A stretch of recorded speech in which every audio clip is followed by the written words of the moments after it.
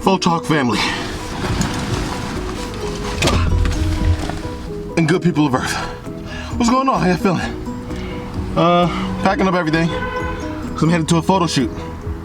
I figured I'd bring you guys along with me. I don't know why I have this on my head.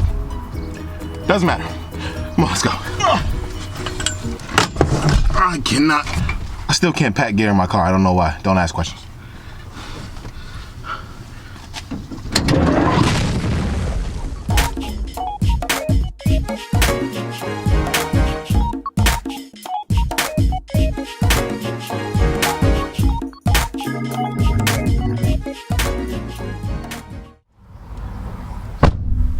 Okay, so it's a graduation photo shoot. So yeah, I figured if I bring you along, you can see what it looks like.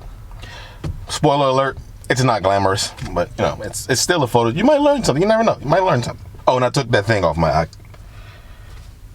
All right, well, we're taking a quick stroll in the park because models and time frame don't really go hand in hand. Somebody's gonna be late. I figured while I was out here, I would talk to you guys about exposure. Like I said in the last video, or the video before last, I think it was. I'm not sure. Walk with me. Okay, so what is an exposure? Your exposure is made up of 3 different components. That is your ISO, your shutter speed, and your f-stop. In conjunction, all 3 of these components is what makes up your actual exposure. And each of them do something different. For example, your shutter speed actually controls how fast the shutters inside of your camera close and open. What that essentially controls is how you freeze things in your camera. And because it's a fractioned off number, the larger the number as in fractions, the slower your shutter speed is. In short, the faster your shutter speed, the more you will freeze motion in camera. The slower the shutter speed in camera, the more you will drag along motion. That will create motion blur. Next, we got to talk about your aperture. Follow me.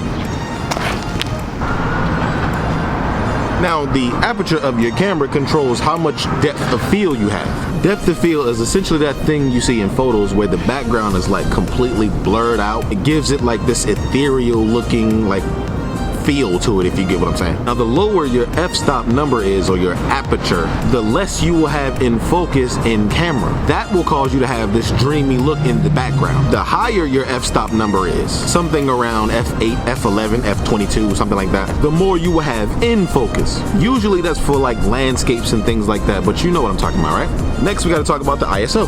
Come on. I drag it back in the car.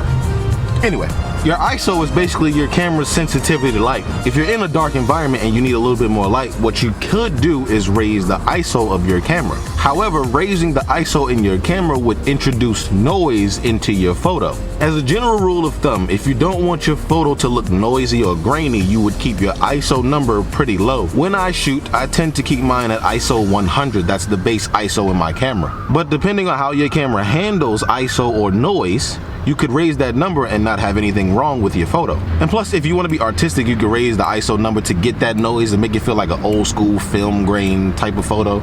It's all up to you. I'm just saying. Wait, you gonna stay in here?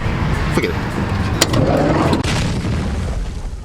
Now, raising or lowering any of these numbers in conjunction with each other is where you would get your actual exposure. Figuring out which number to actually change that won't change the photo is the important part. If you know you don't want too much depth of field, or you want the background to completely be blurred out, you would keep that number consistently low and change the other numbers accordingly. If freezing motion in your photo is what's most important, then you would keep your shutter speed the same and change the other numbers accordingly.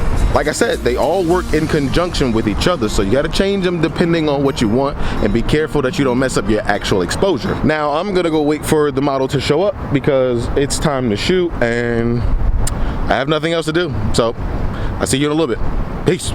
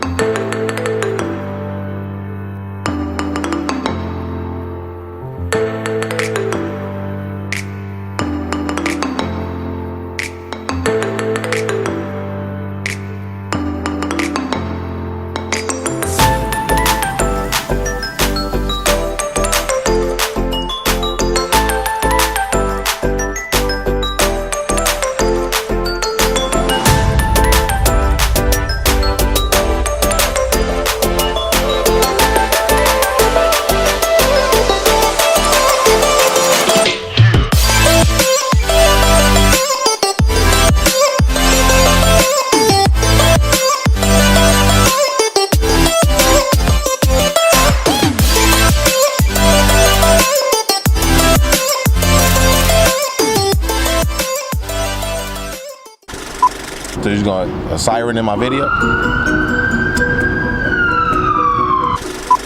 That is your ISO, your shutter speed, and your f-spot. F-spot. Sorry. Bro, what are you talking about, man? Siren in my video.